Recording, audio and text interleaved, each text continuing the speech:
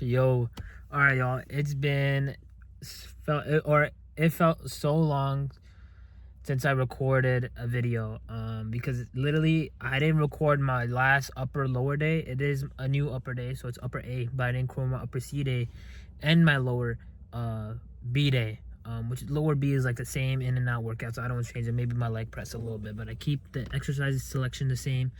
So because whenever you do a new exercise and you feel like you're progressively overloading, technically you are not, because your body's it's adapting to that exercise. You're having more neurological changes. Instead of just saying, oh, I progressively overload 10 pounds in this machine.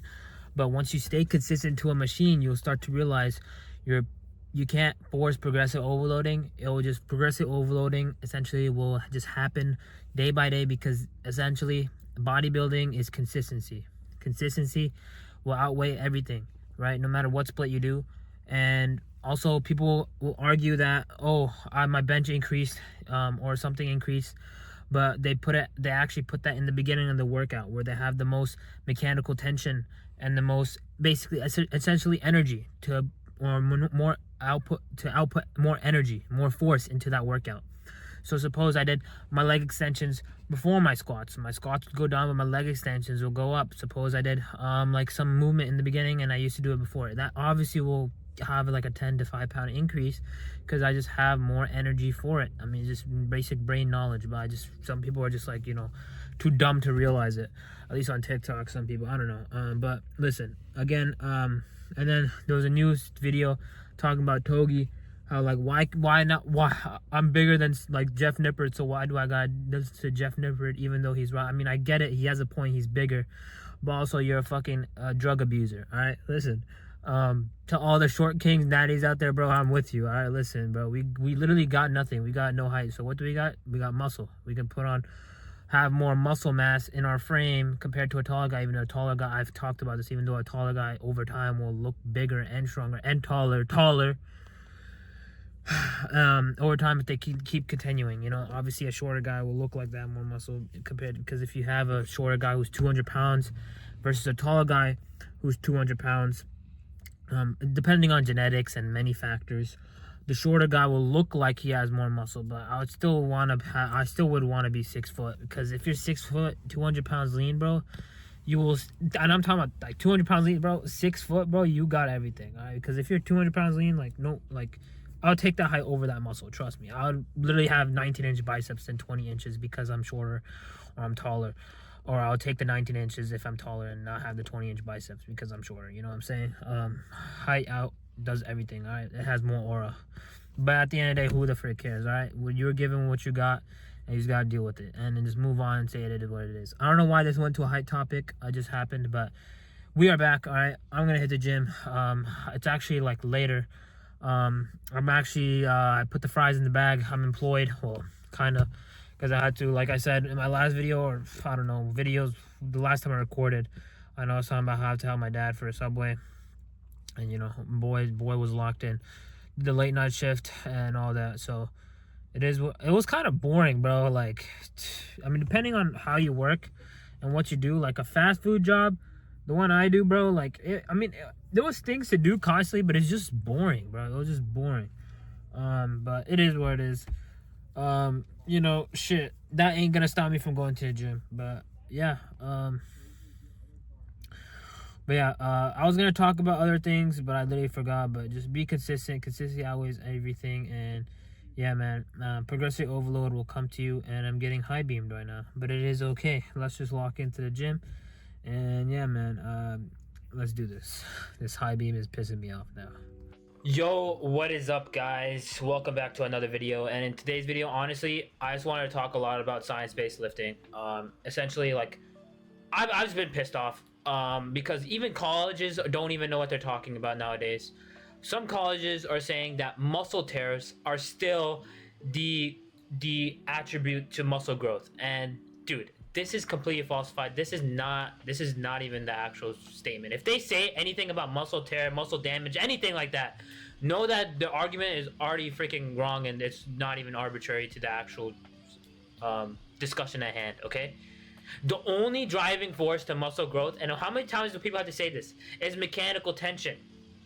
And mechanical tension is essentially, bro, to dumb it down, it's like any equipment that has a pulling force, right? Suppose you you use a movement, right, and you use a specific amount of force to pull that movement. Okay, that is when mechanical tension is occurring, right? There's probably a more specific science-based lifting terminology, but for me, for just a gym rat type terminology, bro, mechanical tension, and that's why they say the last 5 reps is when mechanical tension is occurring, right? That's why also the low rep range is really being preached right now, because if mechanical tension is the main driver of muscle growth, and mechanical tension only is like, and you can debate about what reps it is actually being occurred at, right? But whenever the exercise is getting harder, look, right now what I'm doing, right, I forgot how many reps I did this for 6 reps, but as soon as I started doing it, I already felt pressure in that specific point. Wherever you, like when I went for that deeper stretch, right, that last point, right here, my chest, at that specific point, am I gonna make it or am I gonna break it, right? And you do it till technical failure, meaning if you can't, you couldn't do a 1 more rep, all right? And you can argue about what exercise to actually go to failure on. But bro, as long as you have 0 to 2 reps in reserve, okay, you're fine, okay? And you're gonna have to figure out yourself which exercises you could actually go to 0 reps on, and which exercise you're gonna leave in the tank. So suppose for this workout, it was chest focused. What does that mean? I am gonna go to complete failure on my chest today. All the other exercises, I'll still go to failure, but it won't be failure as much as like I did on my chest, because it's chest focused. So you have to, and that's the thing, right? You're gonna have to limit. There's gonna be pros and cons, right? It's chest focused, so my back won't get prioritized, my arms won't get prioritized, but that's where programming comes in, and you do back focus, arm focus days in order to equivocate for your desired muscle. And that's where it's like, you can't work every muscle the same amount every day, bro. But that's what makes bodybuilding so unique and so, amazing to see, is because you're not, it's a grind, it's a hustle, to know that, okay, I know my back is not gonna be work today, but you know what, I'm gonna go all on my chest. And you just gotta, use the pros and cons for that, right? And yeah, man, that's why I say lower rep range, high intensity is the wave, because mechanical tension occurs the last 5 reps. So why do more than, honestly, like, and people, you can do 4 or 3, right? But try not to overshoot your weight. I would say you have a rep range 6 to 8, 4 to 9. And people who say freaking 10 to 12 is to tone your muscle, and 4 to 10 is strength, or 3 to 5 is strength building, bro. Shut the fuck up, bro. It's so stupid, bro. Just pick a rep range. Both are good for strength and hypertrophy, as long as your form is being as long as your form is being dialed in and you know what you're actually doing. And first, figure out your form before you can even talk about mechanical tension, before you can even talk about freaking muscle fibers and stuff. And honestly, I'm not gonna go into the whole muscle fiber things, all right? I'm still learning about more unit recruitment and all this stuff, but at the end of the day, bro, as a freaking gym rat, as a guy, this is all you really need to know. And if the more I delve in, the more I'll understand, right? Obviously, I could learn about it, like type 2, type 1 muscle fibers, and when they're being recruited and stuff. But honestly, well, I'm not going to talk about that in this video because I'm still learning. I don't want to say something that I'm not super keen and strong on. That's the biggest thing. As a man, bro, no matter what point you have to stay strong to that freaking point. Do not fold. You cannot fold, bro. Brothers and sisters, honestly, you cannot fold in any argument you put into. All right, anything you do, you you push for 100% for it. And if you're wrong, honestly, at least you're wrong. Okay, it doesn't matter. That's the thing that differentiates, okay, a man from another man. All right, is if you're willing to freaking know when you're wrong and when you're right. That's the big thing, though. That's what I hate it. But yeah. What was I gonna say? Oh yeah. Also, another thing is it sucks that the bigger you are, the more people will look at you, and in the bodybuilding, the bigger you are, the more people will be like, all right, listen to your advice and stuff.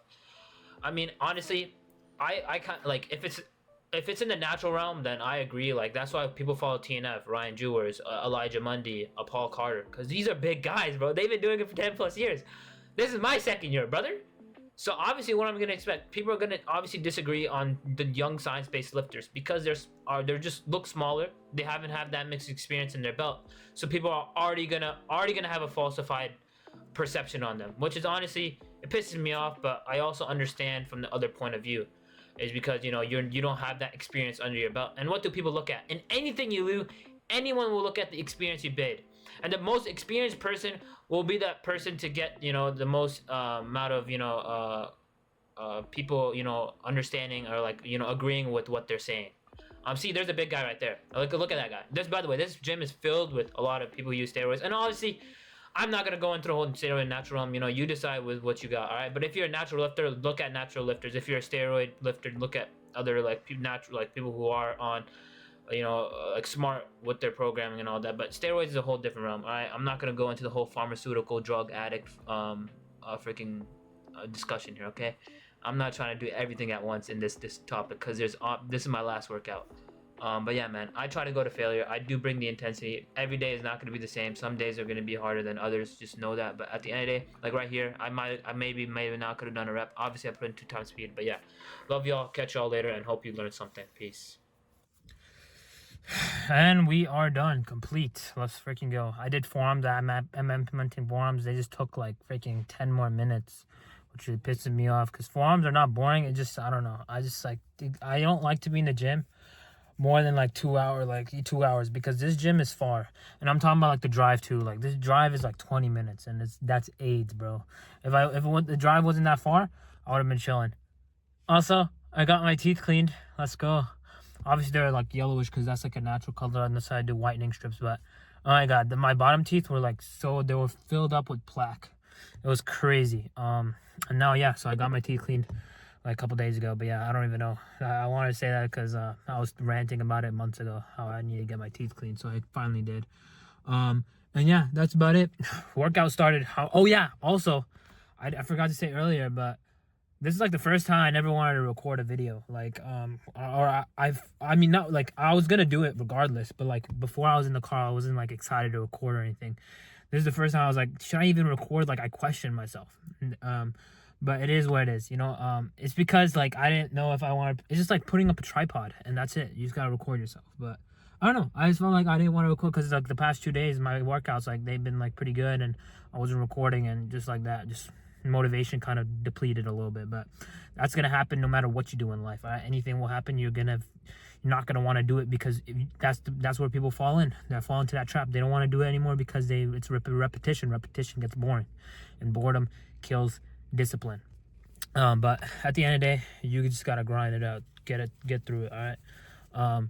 And just know, like, have a vision of what you want to be in the future and what you want to accomplish. That's all there is to it. Hook, line, and sinker. All right. But hopefully, like the things I preach, a caveman can understand. That's the whole point. Even though it's like some brain dead like takes, or like the way I explained it is brain dead, not brain dead takes. The way I explain it is pretty brain dead. Also, I'll explain about how I switch my grip neutral in my shit, or I shouldn't be cursing.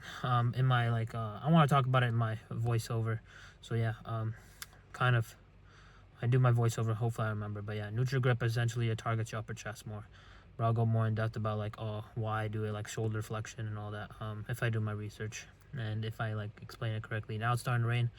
Lock in, y'all. Get on the grind. Stay consistent. And yeah, man. That's about it. Peace out, y'all. Catch y'all later. And tomorrow is going to be leg day, quad focus. Get back to pendulum squats. Have different squat variations, of course, like always. Peace.